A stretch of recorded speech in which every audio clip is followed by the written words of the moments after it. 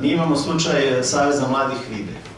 Znači, zastupnik tog saveza jeste Andrej Đukić, bivši zaposleni u kancelariji opštinskog odbora SPS na Zvezdari. Preko 1,5 miliona dinara za godinu i po dana dobijeno od strane opštine za različite projekte. Znači, SPS kadar. Imamo drugi slučaj, to je Udruženje za zaštitu tradicije malog i velikog mokrog luga. Sekretar udruženja Nataša Nikolić, član izvršnog odbora SPS-a na Zvezdari. Nekoliko stotina hiljada dinara.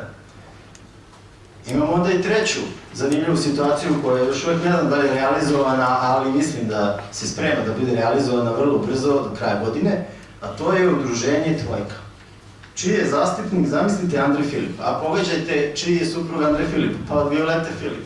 Samo što je Violeta Filip zadužena za kulturu, a njen suprug se bavi projektima od humanitarnog karaktera, udruženja, grupa građana i tako dalje.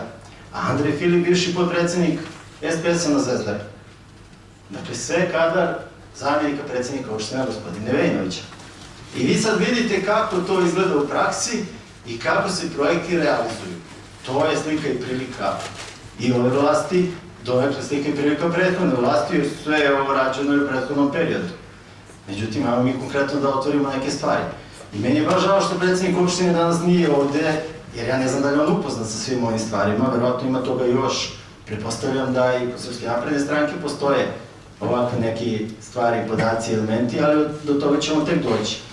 Dakle, ja sad moram da povučem ovo izlaganje na prošloj sednici kada sam rekao da gospodin Vejinović ništa ne radi, gospodin Vejinović i tekako radi i aktivan je, a vidimo i u kom pravcu, kako izvući novac od građana Zvezdare za određene projekte koje su humanitarnog karaktera i tako dalje i tako bliže. Tako je, gospodine Vejinoviću, ja se izvinjavam, čestitam vam na angažovanju, samo tako nastavite, možete koliko hoćete, ali ne možete dokle hoćete. Hvala.